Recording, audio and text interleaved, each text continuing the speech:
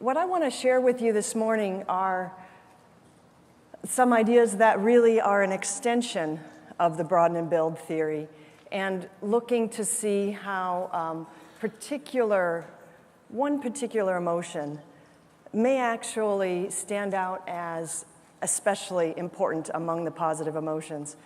And I was reminded in an interview not long ago that a few years ago I was asked, is there any positive emotion that's more important than the others? And I said, no. And here I'm officially changing my mind. So science self-corrects, and as you learn more data, you have to shape your conclusions in different ways. So anyway, I'm here to elevate the positive emotion of love and have you think about it in a new way. I want to first start with my thanks to the Positive Emotions and Psychophysiology Lab and to the funding sources that have helped me do this work. I'm supported by many different agencies at the U.S. National Institute of Health, but mostly the work that I'm going to describe to you today is conducted by a legion of amazing research staff and students, and in many ways I feel like I'm just the spokesperson for this group at Carolina, the PEP Lab, and I have many collaborators from other universities as well. Let's see, advance.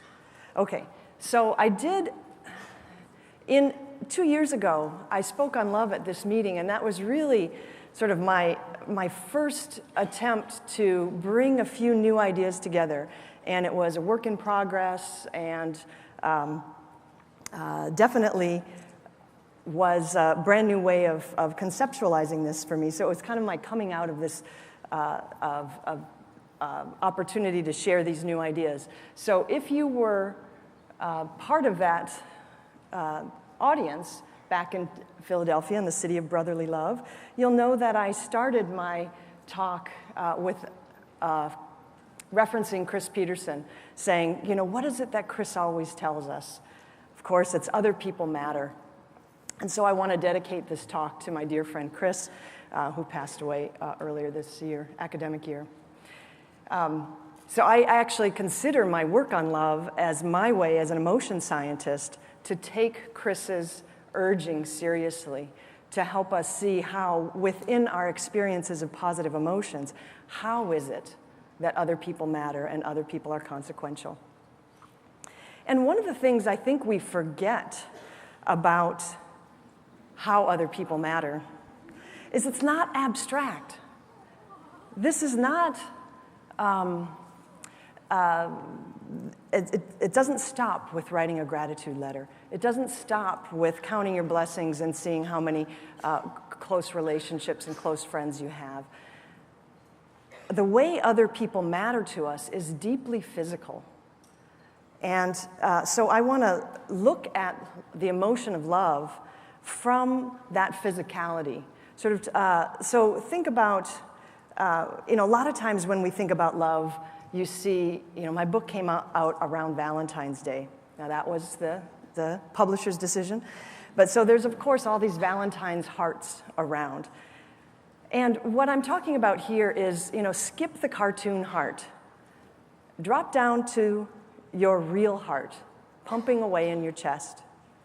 What does love, how is love defined from your heart's perspective? Or if you drop down into your blood vessels and look at what the blood that your heart is pumping throughout your body, and look at the perspective of how would your white blood cells, kind of the front lines of your immune system, how would they define love? Okay, so I'm looking at love from a really physical angle, and that doesn't mean that I'm talking about sex.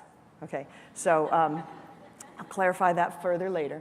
So anyway, we forget to think about love and connection and how other people matter from this deeply physical way. And some of these ways are evident. We can see them with our eyes, and others, aspects of it go unseen. Okay, so many of you have heard me speak on the broaden and build theory. I'm going to give you a very small thumbnail version of it for those of you who may be unfamiliar with it. The broaden and build theory of positive emotions was, I assembled it to help explain why it is that humans evolved to have positive emotions in the first place. What good are they? What is their functional value? And the two key pieces of the broaden and build theory is that positive emotions expand our awareness, just like this water lily expands in the presence of sunlight, and when the sun goes down, it closes. It opens and closes in response to the presence of sunlight. Our minds literally open and close with the presence and absence of positive emotions. Positive emotions expand our awareness, literally expand our peripheral vision, allow us to connect the dots of a larger picture. And that's a temporary effect of positive emotions.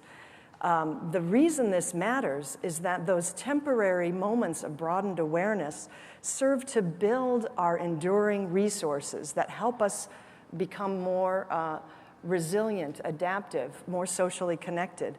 So in a way, positive emotions function as nutrients.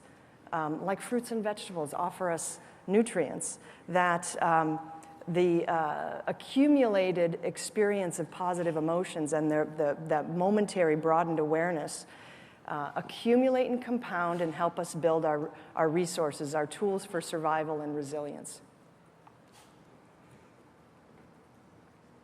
Another thing that positive emotions do, one way that they broaden awareness, is they break open our cocoon of self-absorption. They help us recognize there are other people in the room, and other people matter. So positive emotions unlock other focused thinking. When people are temporarily induced to experience a positive emotion, they're more likely to recognize their connections with others. Connections with others become more salient. They begin to think more in terms of we than in terms of me. We also find from our laboratory studies that perspective taking improves, that people who are under the influence of positive emotions are better able to step inside somebody else's shoes and see the world from their perspective. And divisions, things that divide us, cultural differences, racial differences, age differences, tend to slip out of view in those moments when we're experiencing positive emotions. Our laboratory studies show this, that people are better able to recognize individuals across racial lines when they're under the influence of a positive emotion. So divisions fade. Now, the earlier work that I just summarized for you began to touch on the other focus, how other people come into view with positive emotions. That's really many, many steps away from this new perspective on love that I'm now become very compelled by. And what I have found is that it's dangerous to try to talk about love from a scientific perspective, and that's because everybody in this room has their own definition of love, okay? And in a way, you might feel like, what is she asking me to do? To trade in my hard-earned life lessons about what love is and just adopt another view? I guess what I would say more humbly is I'm trying to deepen your definition of love. And but for now, just for this remaining part of this hour, I'd love you to set aside your existing views of love and try to take this new perspective in, and then at the end of the hour, you can decide, do you want to add this view in? Do you want to go back to your old view to see how they fit together? But so one of the things I find I need to do is to kind of clear the decks and tell you what love isn't, so that we can go forward and come up with a scientifically viable definition of love. So here are a lot of things that people think love is, but I'm going to say it's not this, or not simply this. Love is not sexual desire. So when I'm talking about what I want to illuminate is the body's perspective on love. I'm not talking about sexual desire. I'm not talking about love as a special bond, okay? Special bonds are, our partners, our families, super important, hugely vital in our lives. But I think it's a mistake to equate love with that bond. Now, love is certainly related to bonds, and I'll show you how, but it's not the same thing as a bond.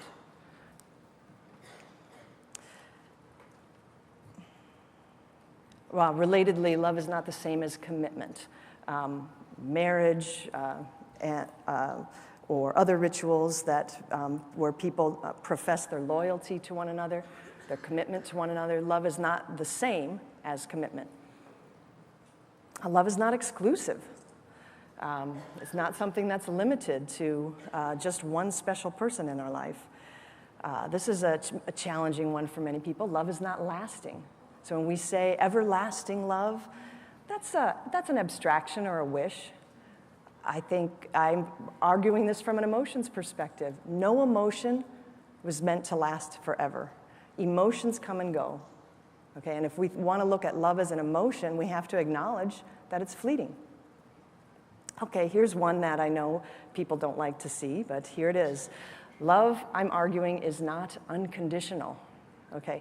I'm being intentionally provocative with the word choice here, but when we understand from an emotions perspective what love is, you come to recognize that love doesn't emerge no matter what, regardless of conditions.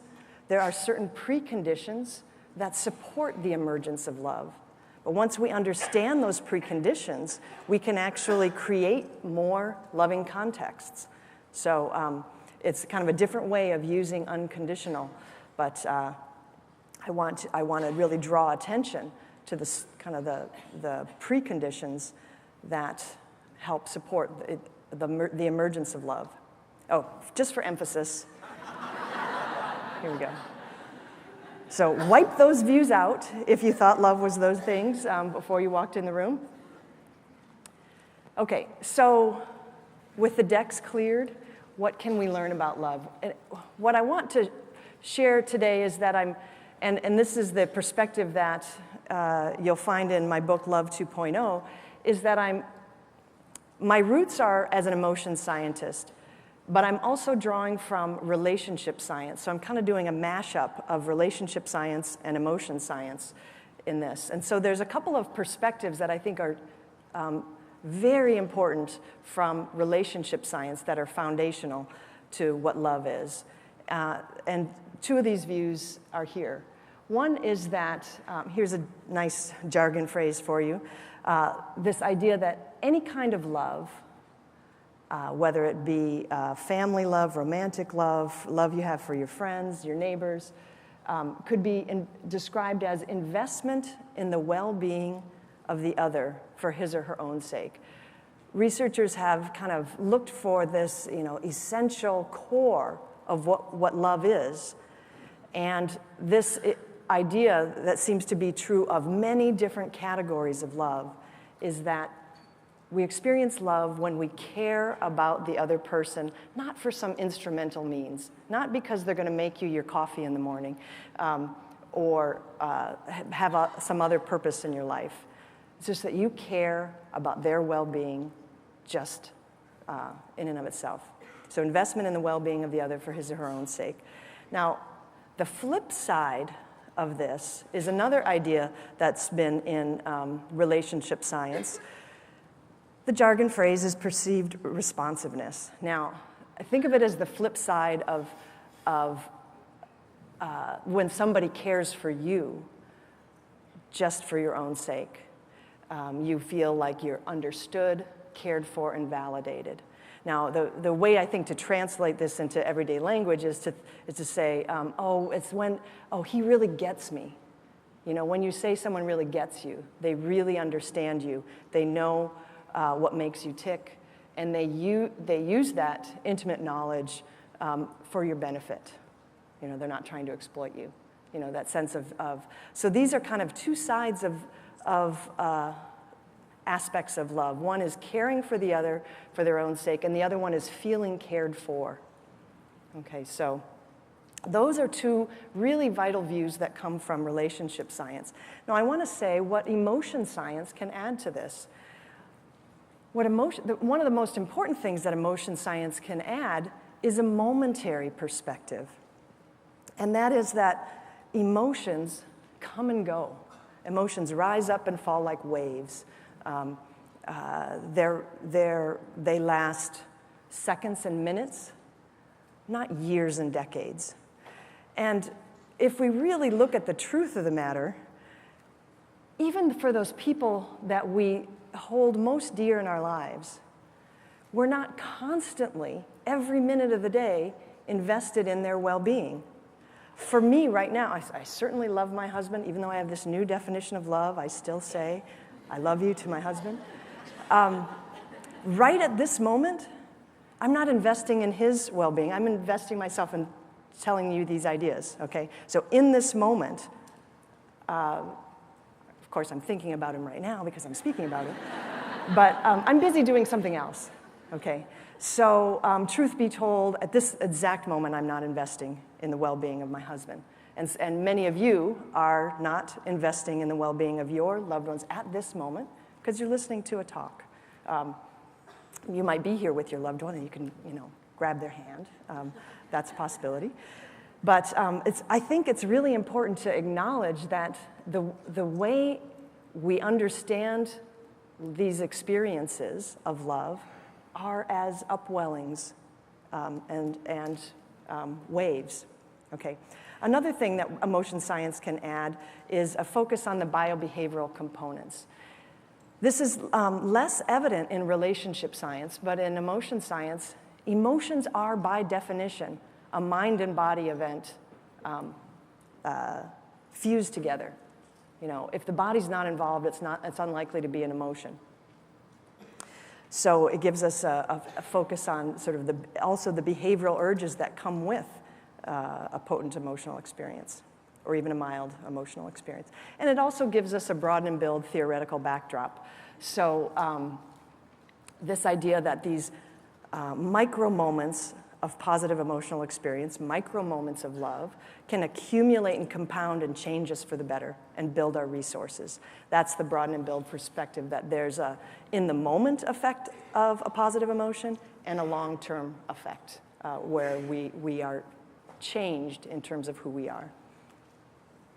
So here's the formal definition that I offer, that love is an interpersonally situated experience, emotional experience, marked by a momentary increase, a momentary rise in shared positive emotions, biobehavioral synchrony, and I'll unpack what I mean by that in a moment, and mutual care. That this mutual, this perceived responsiveness and investing in the well-being of the other, that can be mutual and it can be momentary. And here's the broaden and build theoretical point, and it can help you connect this to other views of love, is that over time, these micro moments that have this braid of these three aspects, shared positive emotions, biobehavioral synchrony, mutual care, they build our sense of, we really clicked. We really connected. This is what I'm calling high embodied rapport or high-quality connections. It's very much inspired by Jane Dutton's work. Over time, an accumulation of these moments, micro moments of connection, of shared positive emotions, and so on, build social bonds. So social bonds, which sometimes we take as synonymous with love, are really a product of these micro-moment experiences. And also our feelings of commitment, trust, loyalty, again, emerge from repeated momentary episodes of shared positive emotions, shared positive connections. Okay, I'm using a lot of different terms here. The jargon phrase that I gave to this trio is positivity resonance. Okay, that love is these micro moments of positivity resonance where, and this is the phrase that I use as the scientific term for this braiding of the three, the shared positive emotions, biobehavioral synchrony, and mutual care. Those three together are describing an instance, a micro moment of positivity resonance.